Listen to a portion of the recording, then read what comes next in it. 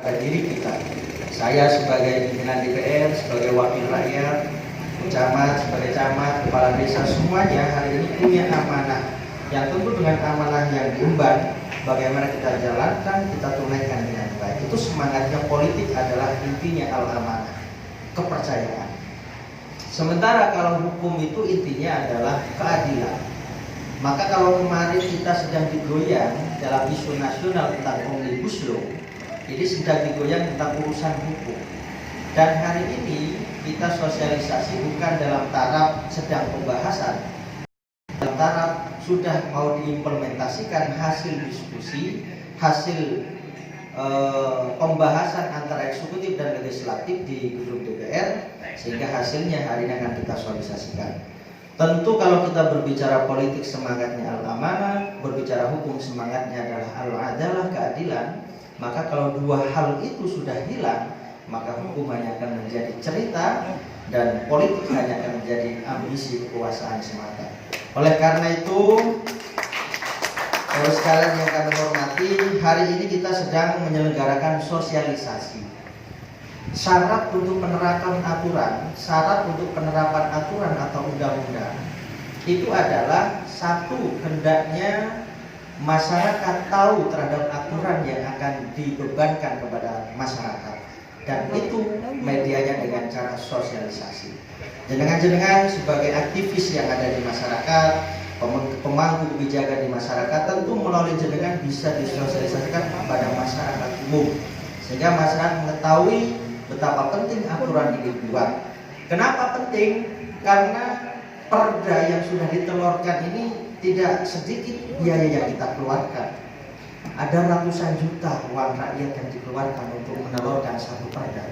Maka ironis sekali kalau kemudian perda yang sudah ditelurkan ternyata tidak membawa manfaat dan maslahat bagi kepentingan rakyat. Maka sesungguhnya bagaimana perda yang diterapkan itu semangatnya ada dua, Pak. Semangatnya ada dua. Satu, perda itu mesti mengusung perlindungan. Yang kedua, semangatnya perda itu adalah mensejahterakan. Kalau dua hal ini tidak ada dalam esensi undang-undang atau perda, maka tidak ada artinya. Oleh karena itu hari ini kita sedang sosialisasi terkait dengan perda pemberdayaan dan perlindungan usaha mikro. Usaha mikro ini ya usaha-usaha mikro itu yang menengah ke bawah, yang maksimal modalnya 50 juta ke bawah. Itu usaha mikro. Maka harus ada sentuhan-sentuhan pemberdayaan, sentuhan-sentuhan layanan. Jangan sampai kemudian mereka modalnya saja kesulitan, masih sulit untuk mencari tempat, masih sulit untuk mencari naungan. Dan ini juga sempat dialami oleh teman-teman PKL yang ada di Rogo Jambi. Tepuk tangan untuk kita. Kata Ibu Camat di awal, kapan hearing lagi? Ya nanti kita agendakan kalau ada keluhan-keluhan, kan gitu. Karena hearing itu bagian dari mencari solusi atas konflik yang terjadi, clash of interest, konflik kepentingan yang terjadi. Memang di Rogo Jambi ini luar biasa. Karena PDRB Banyuwangi itu yang paling banyak ada di usaha mikro, PDRB-nya. Jadi kalau uang banyak beredar di tengah masyarakat, berarti PAD-nya juga akan semakin meningkat, karena PDRB akan mempengaruhi PAD Kabupaten Banyuwangi. Oh, PDRB juara satu berapa triliun? Lupa. Jadi total Banyuwangi seluruhnya ada 86 triliunan uang yang beredar di Kabupaten Banyuwangi. Dan itu akan meningkatkan PAD kita.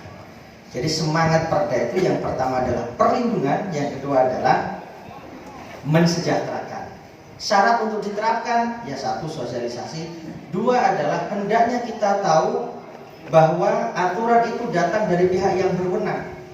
Ya berarti kalau urusan Banyuwangi ada perda, kalau urusan nasional ada undang-undang, kalau urusan Jawa Timur berarti ada pergub. Nah itu kalau urusan desa ada perdes. Itu pihak yang berwenang. Dan yang ketiga, hendaknya mengatur dengan sesuatu yang tidak mustahil untuk dilakukan. Itu syarat untuk penerapan undang-undang. Dan tentu itu sejampang, seirama dengan peran kita. Peran kita ini tugas sesuai dengan amanah konstitusi ada 3. Yang pertama adalah controlling, pengawasan terhadap kinerja pemerintah. Mulai dari pusat sampai ke tingkat daerah, pokok ada uang APBN, uang APBD masuk ke Banyuwangi, maka tugas DPRD adalah mengontrol agar supaya seimbang, tidak seenaknya sendiri. Uang yang digunakan, yang dikeluarkan dari pemerintah yang itu bersumber dari rakyat itu harus tepat sasaran sesuai dengan kebutuhan rakyat dan kuncinya adalah kesejahteraan. Yang kedua, tugas kita adalah legislasi. Legislasi ya hari ini produk kita. Jadi DPR itu setiap tahun ada properda, proyeksi untuk pembentukan peraturan daerah. Dalam satu tahun ada berapa yang akan kita telurkan undang-undang. Sebenarnya hari ini kita ada wacana Omnibus Law yang itu merangkum dari seluruh rangkaian aturan yang sudah disahkan menjadi simple, menjadi satu aturan. Sehingga semangatnya bagaimana orang menjalankan usaha tidak sulit untuk mengurus izin, tidak sulit untuk urusan investasi, tidak menyulitkan itu semangatnya. Kan cuman karena mungkin public hearing-nya belum maksimal sehingga terjadi gejolak di mana-mana dan itu menjadi isu nasional. Yang ketiga, tugas kita adalah budgeting, anggaran. Sehingga Bapak Ibu sekalian yang hari ini menjadi aparat desa, tentu desa itu punya keterbatasan. Jenengan punya keterbatasan waktu karena masa jabatannya hanya 6 tahun. Jenengan punya keterbatasan anggaran karena setiap tahun tidak mungkin jenengan bisa menuntaskan program dalam satu visi Anda. Tidak mungkin bisa. Maka caranya bagaimana? Caranya harus bersinergi dengan wakil-wakil rakyat yang ada di dapil 2. Di sini ini basisnya Pak Michael. Saya tadi sudah di warning. Masuk dulu ke sini, wah jangan-jangan lobby-lobby. Saya sudah matur ke Pak Kepala Desanya Pak Michael. Saya nggak mau ngotik-ngotik. Saya di sini hanya dapat 50. Pak Michael dapat 600. Tentu sumbangannya lebih banyak.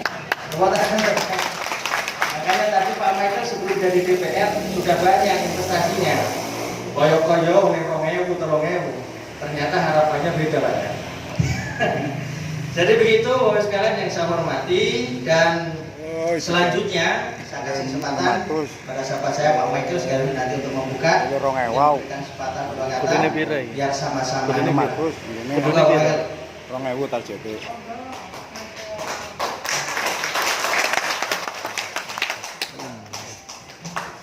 Bismillahirrahmanirrahim. Assalamualaikum warahmatullahi wabarakatuh. Yang saya hormati pimpinan DPRD, sahabat saya Pak Marusani, teman-teman saya Bu Umi dari Golkar, Pak Neni dari PKS. Yang saya hormati Bu Camat, Pak Jambi yang energik, kepala desa, dari Dinas Perdagangan, kepala desa, kepala dusun, sedapil 2 Pak. Sekecamatan Pak Jambi. Saya nggak tahu karena diberitahu mendadak. Besok membuka ada sosialisasi perda. Ya, karena ini seharusnya ini penting Bu Camat, sangat-sangat penting. Tapi karena kalau dilakukan secara mendadak hasilnya itu nggak bagus. Ke depan itu ya harus benar-benar dipersiapkan dengan matang. Kemarin katanya di kecamatan, sorenya di desa. Ya kan berarti kan persiapannya kurang matang. Hal ini sangat perlu supaya diketahui, apalagi untuk mengembangkan untuk ekonomi usaha mikro. Nah, yang diundang juga harus benar-benar pelaku-pelakunya sehingga mengerti apa yang diperlukan. Pemromodalan dan sebagainya, nanti ada sosialisasinya. Tolong yang aktif. Ya. Memang perda ini saya belum ada karena dibahas 2018-2019. Cuma memberikan sosialisasi dan saya ini tugasnya untuk membuka saja. Pak Marus sudah banyak cerita tentang perda, begitu ya. Ya, mungkin itu saja. Silakan waktu ini digunakan sebaik-baiknya dan saya mohon maaf jangan dicurigain yang datang kok DPR-nya semua kok paslon 1 ini. Apa ada rekayasa ya? Pak Marus PKB, saya Demokrat, ini PKS, Golkar. Cocok. Tapi ini tidak kampanye.